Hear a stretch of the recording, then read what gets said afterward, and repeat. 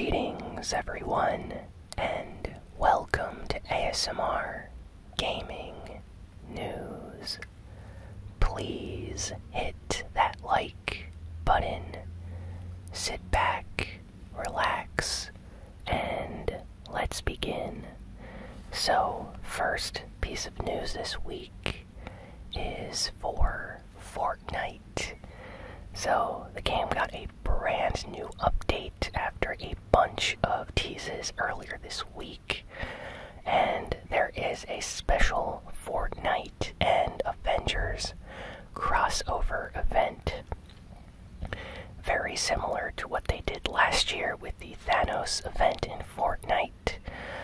This year, for the new movie Avengers Endgame, Marvel and Fortnite have teamed up for a unique game mode. It's a limited time mode in Fortnite, so definitely check it out if you haven't.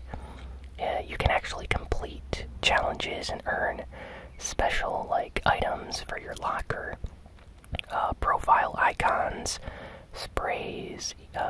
There's even a really cool glider that you can get once you complete about 10 challenges, so highly recommend checking those out. But essentially, this game mode, what you have to do is you start it up and it randomly puts you on either Thanos' army or as an Avenger. And technically you're not an Avenger like Iron Man or Captain America. You're a regular Fortnite character. Any skin that you're currently wearing is the skin that you'll use in that mode. But what makes this really cool is you can actually loot up by searching around the map for buried treasure and use items like weapons from the actual Avengers movie. So you can use Captain America's shield, Iron Man's gloves, Thor's hammer or axe. It's kind of like a hammer-axe combo now, but basically Thor's axe, the special axe from the last movie that he forged. There's also Hawkeye's bow, so there's something for everyone. I personally really like Captain America's shield because it's super OP. You can kill most of Thanos' army guys in one hit or two hits, depending how good you are with it. But yeah, really like that weapon. And what you have to do in this mode, if you're Thanos' army, his Children of Thanos army, you basically have to run around the map and make sure you retrieve the Infinity Gemstones for Thanos. And once you complete that, you win. Essentially, it's really easy to win with them. But if you're playing as the Avengers team, what you have to do is prevent the Thanos army from getting the Infinity Gems and constantly eliminating them. And once you eliminate a certain amount of players in the army, like Thanos' army, you actually end up winning the game. So that's a lot harder, but it's definitely doable. I've managed to do it twice, and it's just a really fun game mode. So I'm happy that Fortnite has done this kind of collaboration. There's also a special limited time Avengers skin in the item shop right now for Black Widow. She has her own harvesting tool, emote, and it's just really cool, so definitely check that out. And there's going to be a new Avenger skin coming later. So after the Black Widow skin goes away, there's still one more Avenger skin. Now, I personally think it's going to be for Ant-Man or possibly Hawkeye, but let me know what you guys think will be the next Avenger skin. Hopefully it's something nice. I'll probably end up picking it up just because I love the Avengers, and it's not every day that Fortnite gets special exclusive tie-in skins with movies, so I'll probably pick it up if it's a good one. So next, Super Mario Maker 2 got a release date announcement, so I'm really excited for this game. Coming to the Nintendo Switch, I was a big fan of the first Super Mario Maker on the Wii U. It was a lot of fun to create your own like stages for Super Mario Brothers games. And you could like share them with people online, play your friends' stages, try to complete like extremely difficult stages, and the community was great. So I'm happy that Super Mario Maker 2 is the sequel to that, and the game is coming to the Switch.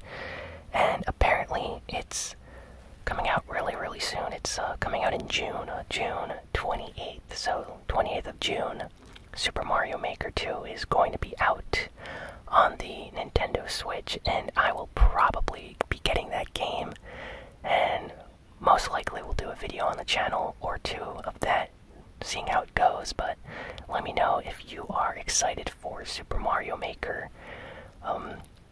Making Super Mario levels is really relaxing, but also a lot of fun just to have freedom to basically create your own stage any way you want. Like if you want to put a lot of enemies, if you want to make it like a exploration type level or a difficult puzzle style level, you can do whatever you want.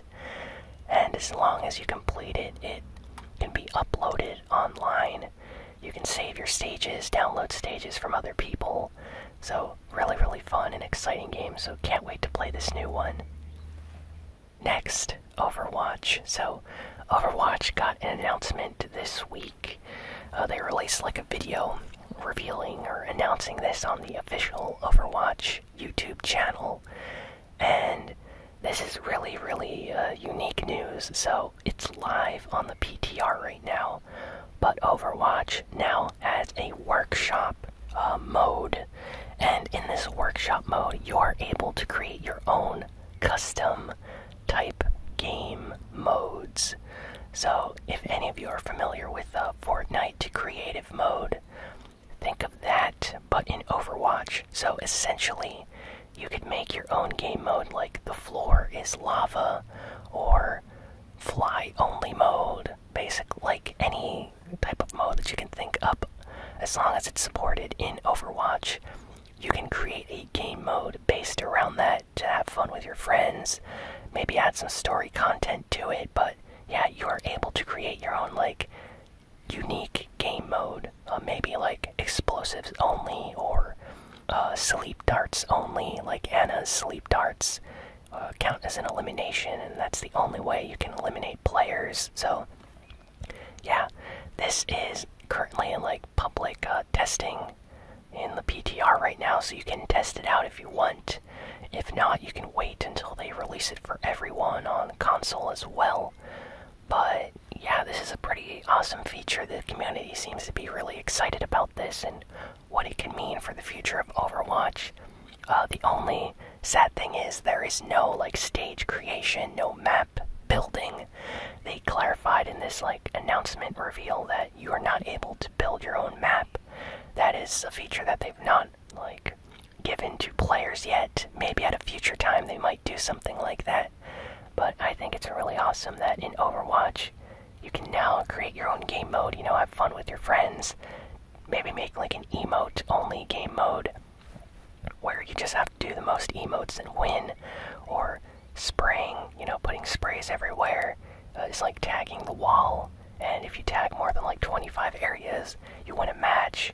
I don't know, I'm just throwing stuff out there, but apparently you can create your own rules and game modes for this like workshop mode.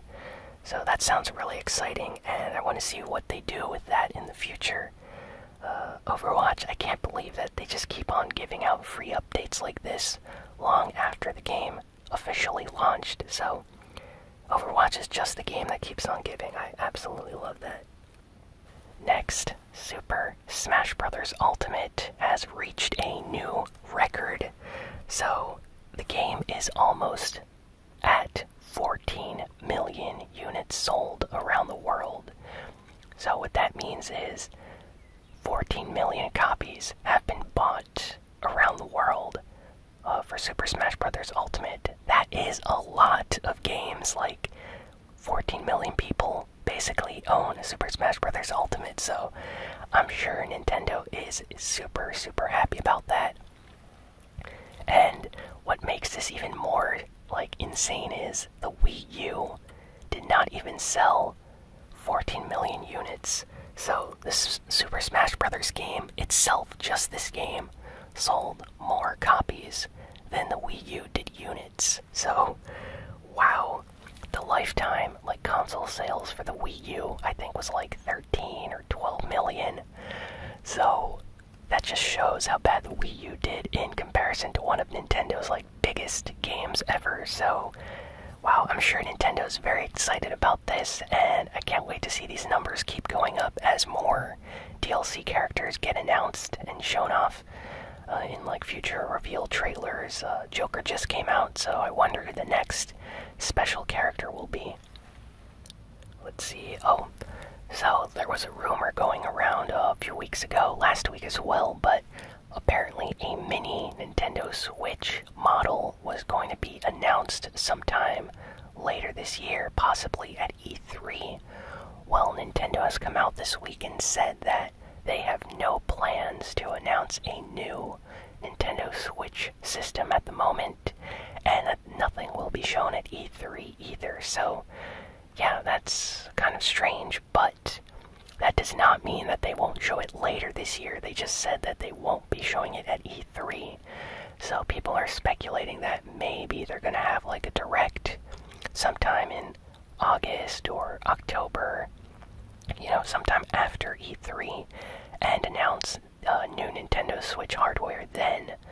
But as of right now, Nintendo said that they have no plans of announcing anything at E3 or before E3. So, yeah, kind of surprising, but I think Nintendo's trying to wait for the best time to announce new Nintendo Switch hardware, since moving on to the next piece of news, the Nintendo Switch is doing extremely well for Nintendo. They just revealed numbers that the Nintendo Switch has basically sold about 35 million units worldwide. It's basically 35, it's almost there. It's like 34.74, so that's very, very close to 35 million, but wow, 35 million people around the world have bought a Nintendo Switch. And just to look back at how much Super Smash Bros. Has sold, that sold about 14 million copies. So if 35 million people bought a Nintendo Switch, that means half the people that own a Nintendo Switch own Super Smash Bros. Ultimate. That is crazy.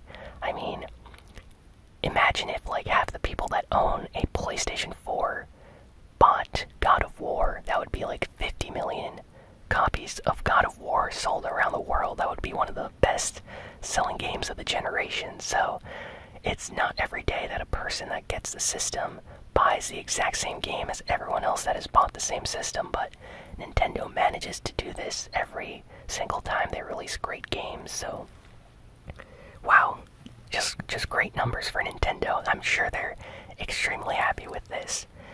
And moving on to Sony, PlayStation just announced that they are getting very, very close to 100 million PlayStation 4 units sold around the world. So 100 is extremely high for a video game console like the PlayStation 4. Everybody has a PS4.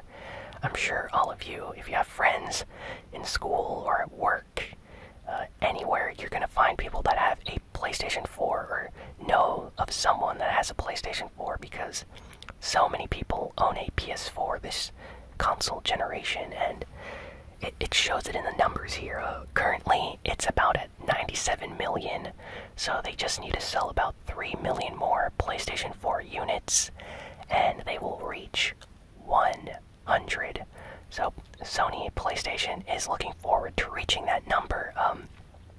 I believe the PlayStation 2 is the only other system of theirs that actually went over 100 million sold around the world, because the PlayStation 2 was one of the biggest video game systems of all time. When it came out, just everybody bought that, and it lasted for like 10 years. So everybody bought a PlayStation 2, and it seems like the PlayStation 4 is doing that exact same thing. So can't wait for Sony to reach that milestone and sell over 100 million PlayStation 4s. Next, Persona 5, the Royal, got announced. So this was the teased new edition of Persona 5 that fans were looking forward to. It was just revealed this past week. We now know all the details about this game, or what they've revealed so far. Apparently, it's going to be coming out in the West in 2020, so it's coming out in about a year from now, so a long time away. But it's going to be adding a lot of new content to Persona 5, so they're going to be adding new enemies, new bosses to dungeons. Palaces are going to be changed slightly, they're going to remix some areas, alter some things. Some dialogue in the game has changed. Apparently it's going to have new music and remixed music, as well as new character interactions. And they are also adding a new female party member to the game. She uses completely different weapons than everybody else, so she has her own unique moveset, abilities. And yeah, she looks pretty cool, so she's going to be playable in the game as well. And there are also going to be special PlayStation 4 Pro features for the game. So if you are playing it on a PlayStation 4 Pro, you are going to be able to basically play the game at a higher frame rate or higher resolution. They haven't clarified on that yet, but they did say that there would be special things for PlayStation 4 players to look forward to graphic-wise. So yeah, this is basically a definitive, enhanced version of the original Persona 5. So yeah, people are excited about this, as am I. 1 year away from now is a long time though, and the PlayStation 5 is going to be right around the corner. So I'm not sure if I'm going to be playing PlayStation 4 games at that time, but I am still happy that they're making this. And Persona 5 also got a Nintendo Switch game announcement, but it's not the game that everyone thought it would be. So Persona 5S was teased for a while now. People were thinking it means Persona 5 Switch, and that the Switch was going to get a special handheld version of Persona 5. Well, that did not happen. Atlas revealed this week what Persona 5S is, and it stands for Strikers. And what is this game? It's a Dynasty Warriors game with Persona 5 characters set in the Persona 5 world. So, if you ever played, any of the Dynasty Warriors games, if you played Fire Emblem Warriors or Hyrule Warriors, it's basically that.